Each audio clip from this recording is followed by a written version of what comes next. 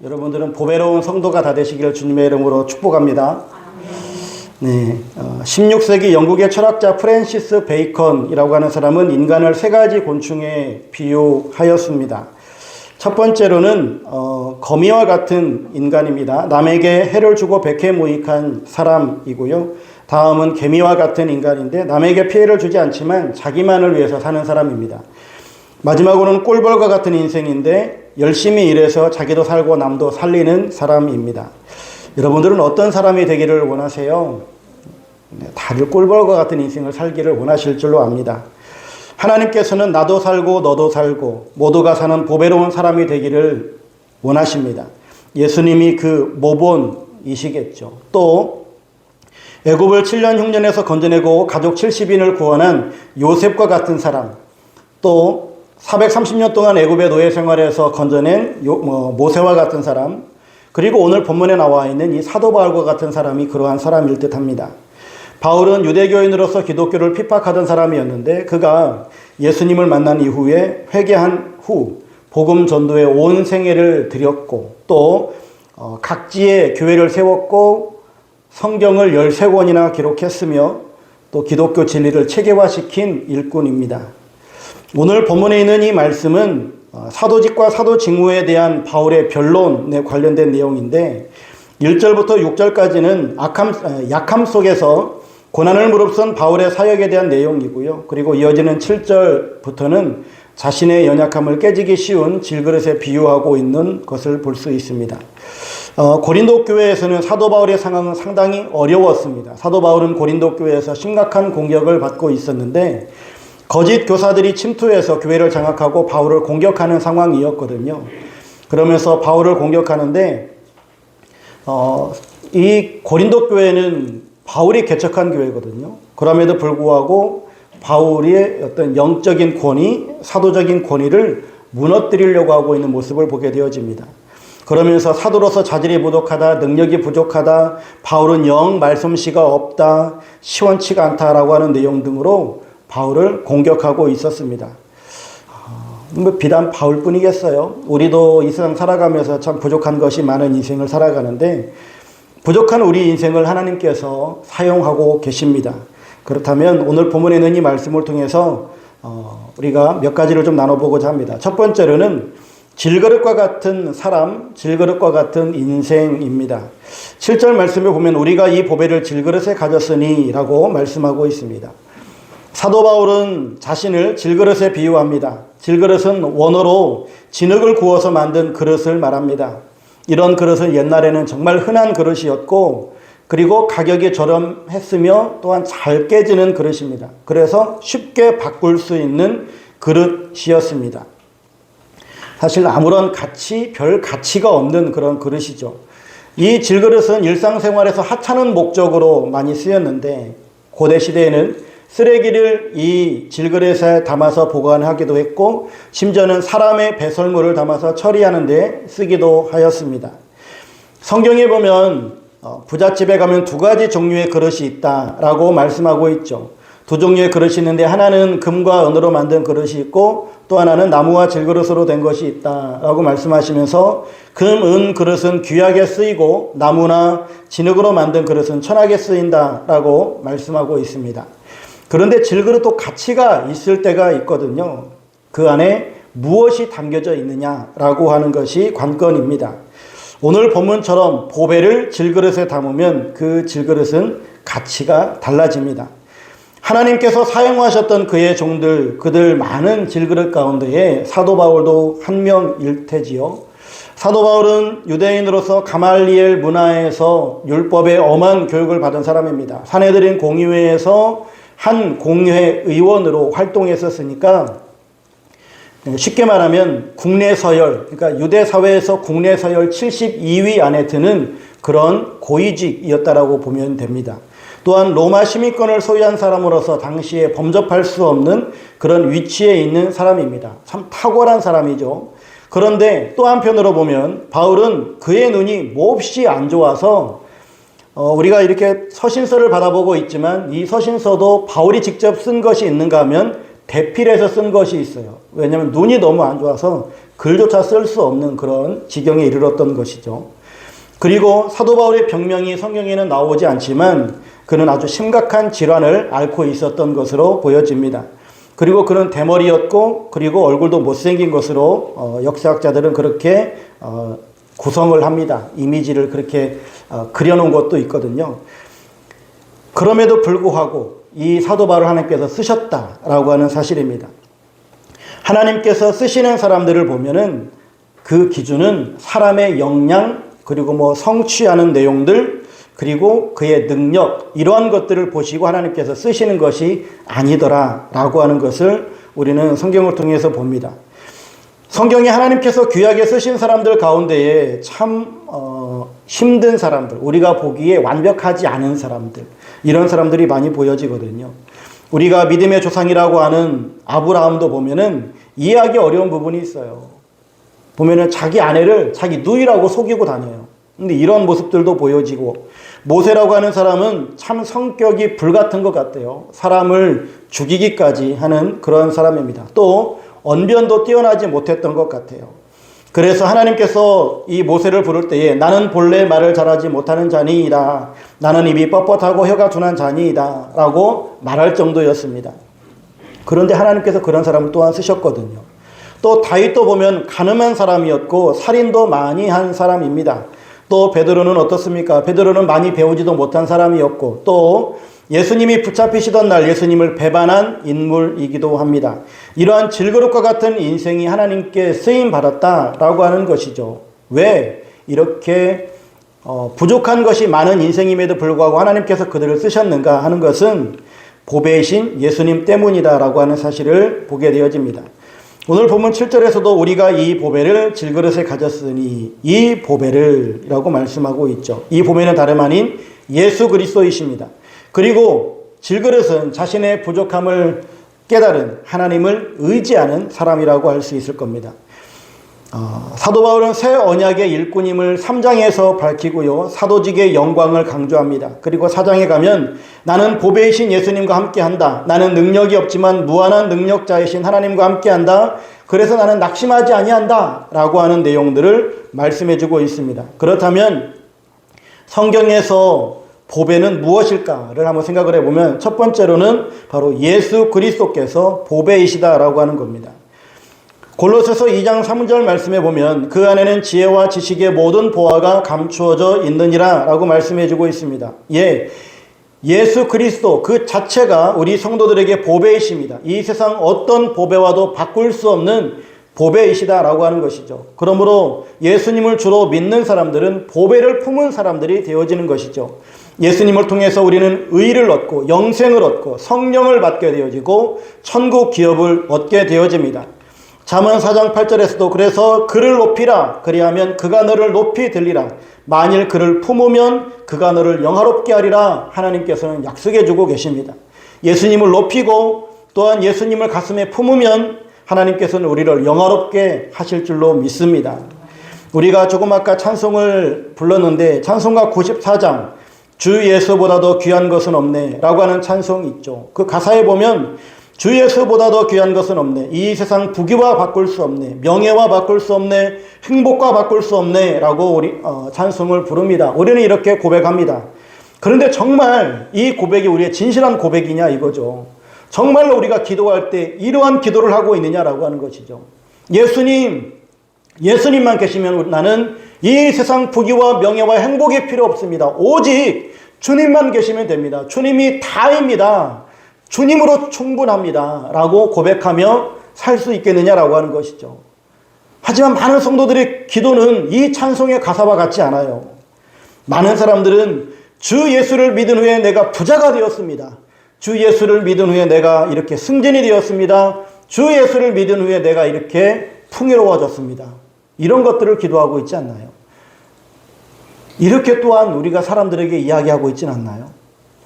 우리는 정말로 예수밖에는 없습니다. 예수님이 나의 전부이십니다라고 고백해야 됨에도 불구하고 예수님이 나의 전부가 아닌 세상 것, 세상에 있는 사람들이 추구하는 그 가치를 우리가 또한 더불어 추구하고 있지는 않는가 하는 겁니다. 우리가 진정 이 찬송의 가사와 같이 고백할 수 있는 그 사람이 진정 예수 그리스도를 가슴에 품은 사람, 보배이신 예수님을 품은 사람이라 할 수 있을 것입니다. 고린도후서 13장 5절에 너희는 믿음 하나 있는가 너희 자신을 시험하고 너희 자신을 확증하라. 예수 그리스도께서 너희 안에 계신 줄을 너희가 스스로 알지 못하느냐? 그렇지 않으면 너희는 버림받은 자니라 라고 말씀해 주고 있습니다.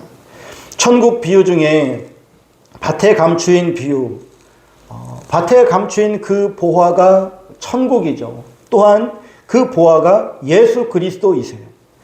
밭의 보화를 얻기 위해서 그 사람은 자기의 모든 소유를 다 팔았어요.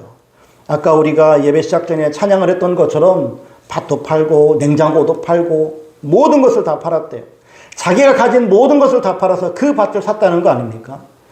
바로 이것이 우리 보배를 가진 사람들에게 나타나는 특징이라고 하는 사실입니다. 세상에 맘 뺏기지 않고 내 마음의 전부를 다 바쳐야, 그거를 팔아야 그 보배이신 예수님을 살 수 있다라고 하는 것이죠. 물을 담으면 물그릇이 됩니다. 하지만 보배를 담으면 보배 그릇이 됩니다. 보배 대신인 예수님을 가슴에 품고 모시고 그분을 높이는 정말로 보배로운 여러분들 다 되시기를 주의 이름으로 축원합니다. 두 번째로는 무엇이 보배인가? 그것은 우리가 받은 직분이 보배이다라고 하는 겁니다. 바울은 복음을 전파하는 자신의 사도 직분이 매우 영광스러운 것이라고 말합니다. 고린도후서 3장 8절에도 보면 하물며 영의 직분은 더욱 영광이 있지 아니하겠느냐라고 말하고 있습니다.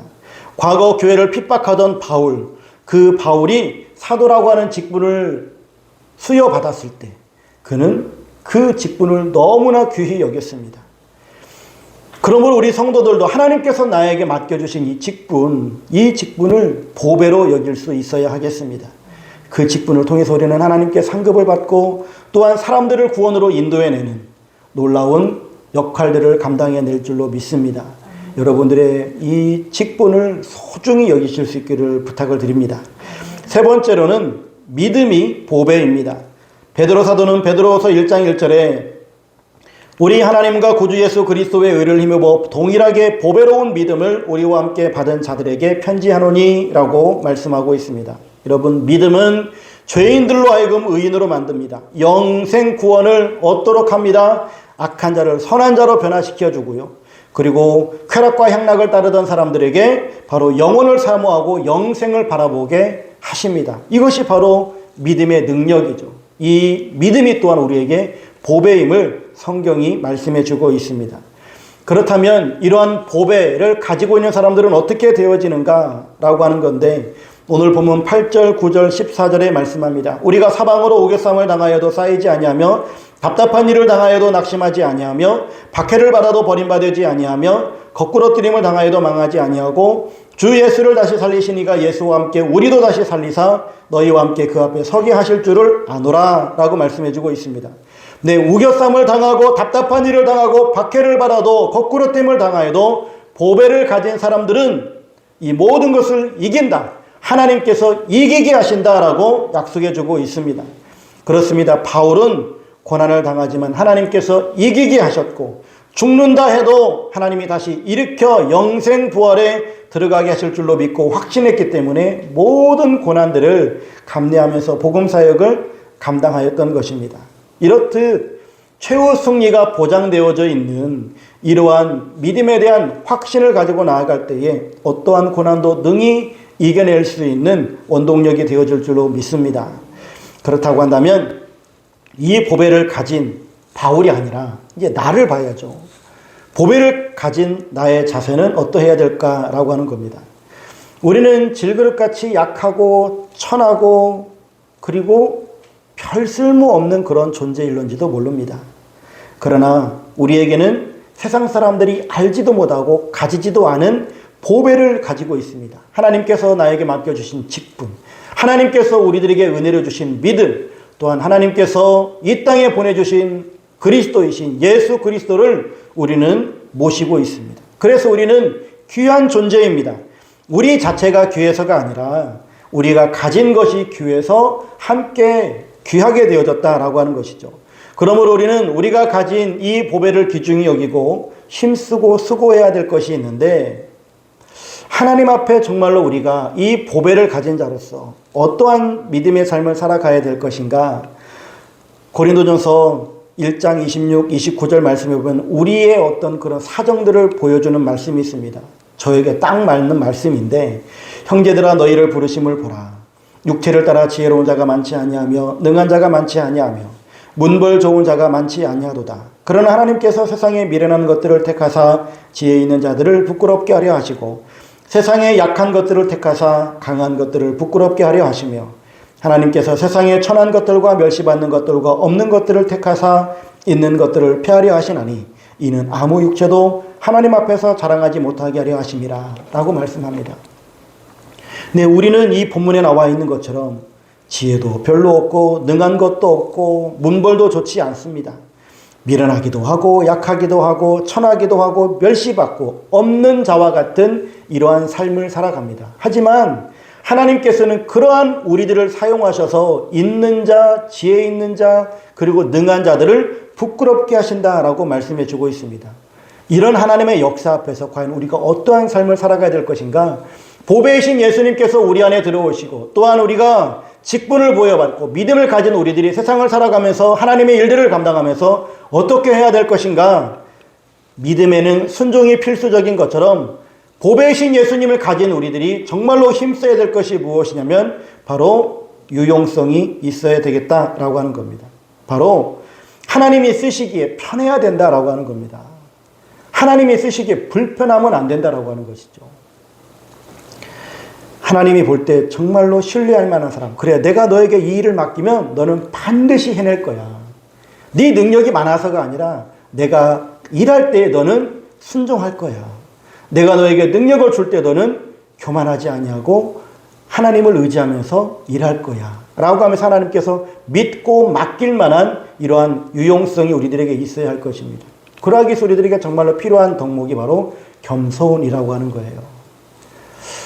보면 직분을 받고 하나님의 일들을 감당하면서 처음에는 정말 신실하게 하나님의 일들을 감당하다가도 시간이 좀 지나고 소위 말해서 좀 뜨게 되어지면, 인정받게 되어지면 교만해지는 사람들이 얼마나 많아요. 하나님이 쓰시기에 이제 불편해지는 사람들이 얼마나 많아요. 하나님보다 더 높은 자리로 올라가는 사람들이 얼마나 많아요. 자기가 하나님 되는 사람들이 얼마나 많냐 이거죠. 그런 사람들이 처음부터 그러진 않았거든요. 처음엔 정말 겸손한 사람들이 많았어요. 그런데 시간이 지르면서 사람들이 자기를 존귀히 여겨주니까 자기가 정말로 대단한 사람인 양 착각하며 살아가는 것이죠. 아니요, 우리는 질그릇이라니까요. 내 안에 보배이신 예수님께서 나를 쓰셨기 때문에 내가 더불어 그렇게 존귀히 여김을 받고 있는 거라고 하는 사실입니다. 그래서 우리는 정말로 겸손한 사람이 되어야 할 줄로 믿습니다. 세상은요, 정말로 똑똑한 사람, 능력 있는 사람, 성과가 많은 사람들을 찾아요.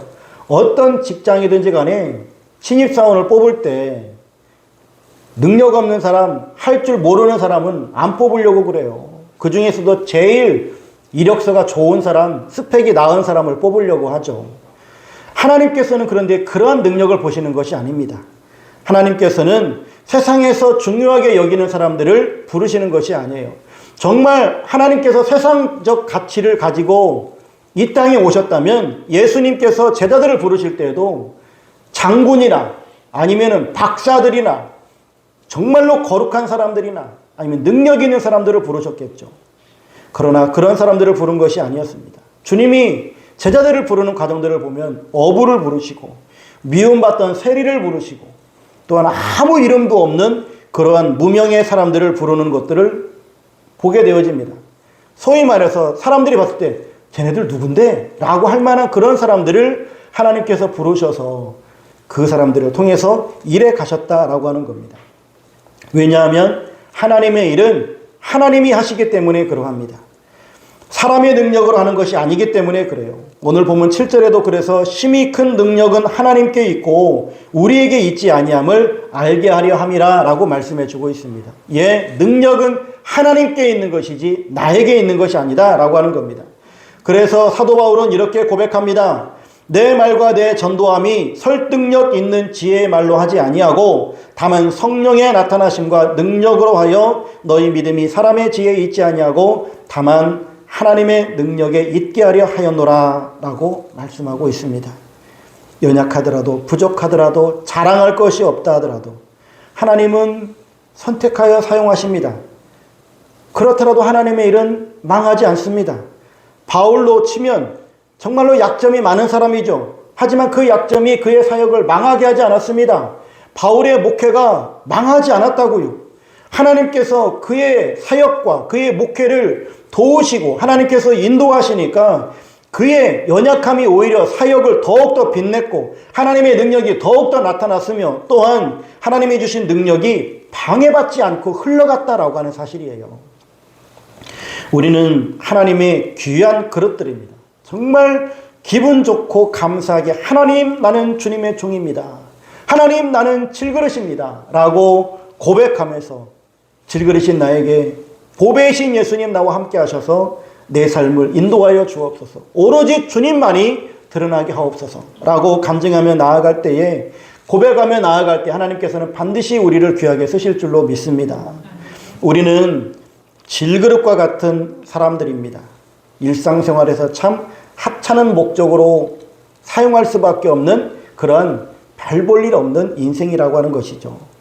그러나 하나님께서 사용하셨던 그의 종들을 보니까 많은 사람들이 대부분의 사람들이 질그릇과 같은 사람이더라라고 하는 겁니다. 그런데 질그릇이더라도 담는 내용물에 따라서 달라지게 되어집니다. 질그릇과 같은 사람들이었는데 하나님께서 그 사람들을 쓰시니까 그들이 존귀한 사람, 영향력 있는 사람, 능력 있는 사람들이 되더라라고 하는 겁니다. 우리는 보배이신 예수님, 보배인 믿음, 보배인 직분을 받은 자로서 우리가 이 보배를 가슴에 품고 나아가게 되어질 때에 우리의 삶 가운데 놀라운 믿음의 역사들이 일어나게 되어질 줄로 믿습니다. 세 번째로 보배를 가진 사람들이 어떠한 삶을 살아가게 되어지는가? 우겨쌈을 당하고 답답한 일을 당하고 박해를 받고 거꾸로 뛰어넘을 당하여도 보배를 가진 사람들은 모든 것을 이기고 하나님께서 이기게 하신다라고 하는 것이 오늘 본문 속에서 나타난 하나님의 약속입니다.